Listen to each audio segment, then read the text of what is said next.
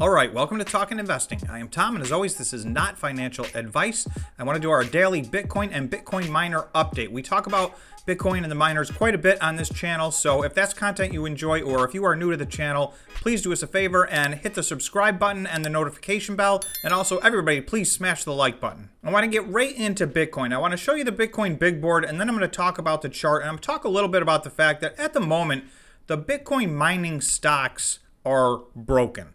So I don't want to discourage people because I do think this problem is going to get fixed, but I just want to let people know definitely the Bitcoin miners have been lagging behind, and you may feel like they've been lagging behind for a long time, but it has gotten worse over the last 3 weeks. And today was a perfect example. I'm going to go through the big board and then we'll look at the charts and I'll explain what I'm talking about. If we look at the Bitcoin mining big board, you will see that it is red. From top to bottom, of course, as always, there's one or two exceptions. Mawson is up 7.67% today. That is the only thing green on the board. DigiHost is at 0. That's the next closest thing. Now, Mawson has been kind of a contrarian play for about 4 or 5 days in a row. So every time the miners are green, they're red, and vice versa. So that held up again today. Other than that, you can see from top to bottom, this was a red day, and for some of these, it was very red. So I'm just going to highlight a few of these that really got beat up today. Riot was down 6.25% today.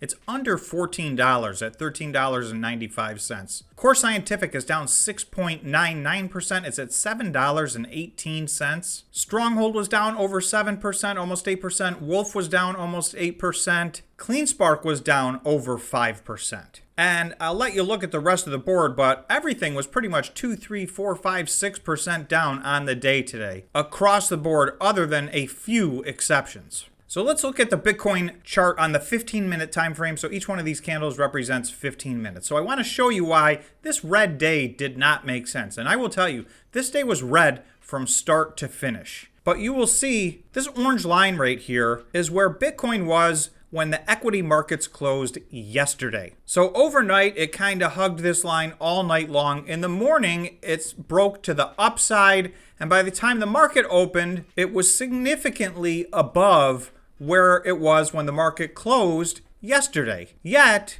the market opened for the Bitcoin miners mostly red. For the next hour and a half or so, Bitcoin was above where it had closed last night, yet all the miners were red on the day. So this is that inverse relationship I'm talking about, and it's really more of a lag. The Bitcoin miners are just simply lagging the Bitcoin activity. So then obviously at some point in the day, we dipped a little bit below this, but really, I mean, we were at this line all day. We dipped below just a little bit, and then you'll see here at the end of the day, we climbed all the way back to basically close right exactly where we opened. So this was the epitome of a sideways day. However, this was another very red day for the Bitcoin miners. So as we look at a few of the Bitcoin miner charts later, you're going to see they continue to fall further and further behind Bitcoin. And again, I do want to say, I think this is going to correct itself. There's a few things going on right now that are causing the Bitcoin miners even more pain than Bitcoin. Some of them are causing Bitcoin pain,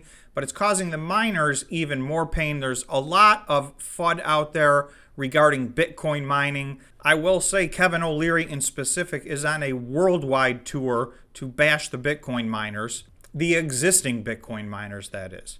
There's a few giant variables that are hurting the Bitcoin miners. The two that I'm going to focus on are really the pending regulations and ESG. So I don't want people to misunderstand. I'm not saying I'm for or against any of these things. I will do a deep dive on both of these topics because they are crucial topics as they pertain to Bitcoin and the Bitcoin miners. So I will talk more about not necessarily my belief system even on these matters, but just what the situation is, what the facts are, where we're heading, and why I do think they will resolve themselves. But in the meantime, they are just punishing those who are holding Bitcoin or the Bitcoin miner stocks in particular. So here's Bitcoin on the 4-hour time frame, and I show this one because you'll see this green line up here at 48,000.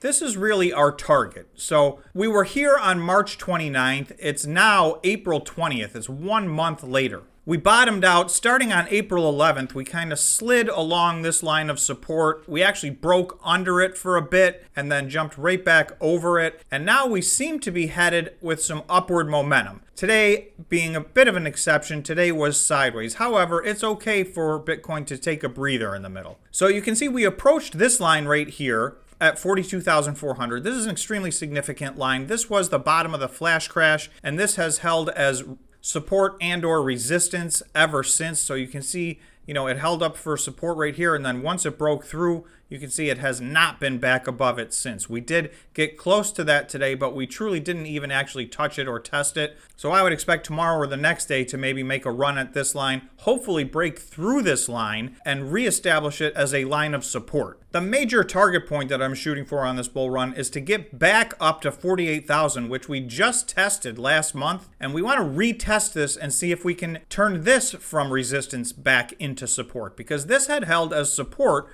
for some time. Once again, once we went below it, we have not been able to get above it ever since. We've got a few points of resistance in between that we need to get through, but sometime over the next 3 or 4 weeks, I am looking for this bull run to continue. Any given day like today could go sideways. We may even have some days that go backwards, but right now I do believe everything is pointing in the direction that over the next month or so, we should have a positive run on Bitcoin. Please remember, this is not financial advice. This is how I am reading the charts and how I'm reading all the data. And Bitcoin is known to have a mind of its own. So, of course, anything is possible. However, I'm going to zoom out one more time and show you why I think this bull run continues. Okay, so this is my plan Z for zoom out. This is the 1 day time frame. So this is the entire year of 2022 so far. So you can see we have an ascending channel here between these two blue lines. We just had a very successful test of the bottom, so I am expecting us to go back up and test the top again. And if we look around here, that's somewhere around 50,000. So down here is that $48,000 mark where we were here. That is that green line that we need to get through. From there, hopefully we test the top of this again, somewhere around 50,000. Ultimately, we're going to break out of this one way or the other, and that will decide whether we turn bullish or bearish. So it would be nice to test the top of this line and break through this line and have it turn into support. We're several steps away from that. In the meantime, we have been trading all year reliably in this channel. All right, I want to just take a look at a few stocks in specific. So we'll take a look at, this is CORZ Scientific, stock ticker CORZ. This is the 1 day time frame. Today you'll see was a red day. And of course it was a red day for basically everybody. CORZ Scientific is trading at $7.18 right now. It does have a very strong line of support. This green line at about 18% beneath where it is right now. That is its all-time low. This stock has not been a publicly traded company for very long. So as a publicly traded company, its all-time high is $11.52, and its all-time low is down here at this green line at $5.86. I don't know how it got down to $5.86. I wish that I had bought more of it at that time. Again, this is not financial advice. I don't want to tell you guys what to buy. To me, this is at a price point where I am adding to my position in this stock. I only have a few positions left that I really need to add to round out. In the Bitcoin mining sector, there's some other small cap high growth stocks that I'm still working on, but within the Bitcoin mining sector, obviously, I've already invested a lot of money in here. So to get back to where it was just on February 9th, which was now about 2 months ago, that would be a 60% increase in the price of this stock. This did hit $15 when it was trading as a SPAC. So that would be a 109% increase. And that was on November 22nd. So that was about 4 or 5 months ago. This was at $15. And a lot of times during the transition, actually most typically over the course of the last year, these SPACs have taken a beating when they transition into their actual ticker. This stock has not even found its footing yet as a company, in my opinion. So this is one where the company is behaving one way and the stock is behaving another. I think that this will catch up over time. So I think there's a lot of upside left in this stock. For me, this stock's in a great spot. But again, please do your own due diligence.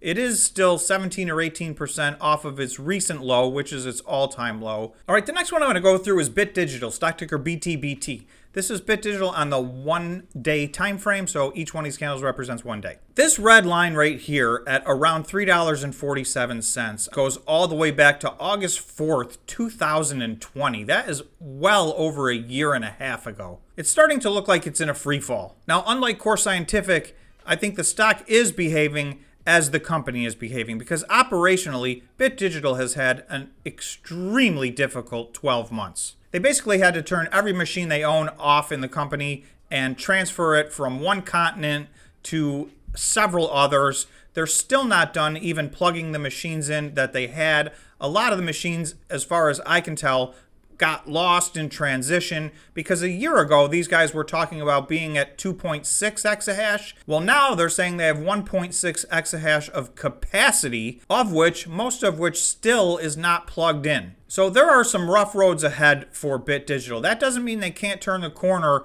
and get back online. Ultimately, they will get those machines plugged in and be exahashing at 1.6. They've also bought 10,000 other latest and greatest S19Js. That's going to add another full 1.0 exahash. So that will get them back to their 2.6 exahash. When those things start to happen, if they can execute and show those things occurring, I think this stock can start to recover. But I will say this would be more of a long-term play in my opinion.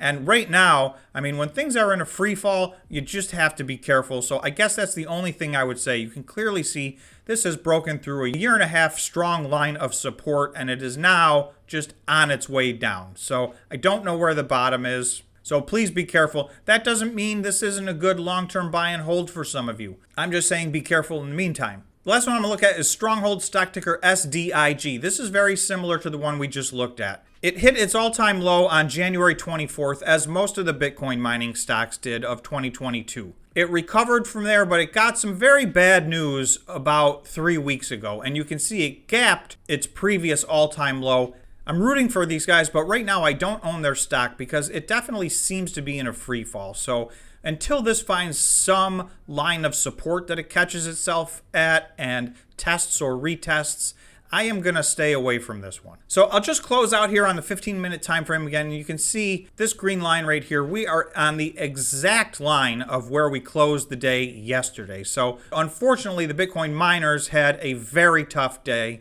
That's all I've got for you today. I will be talking more about a few of these problems that are plaguing the Bitcoin miners as well as Bitcoin, because I want to go into them and have some serious conversations. There's a lot of noise surrounding this, but I think they're important conversations to have. If you still made it to this point in the video, please remember to subscribe and smash the like button. Thanks so much for watching, and we will see you in the next video.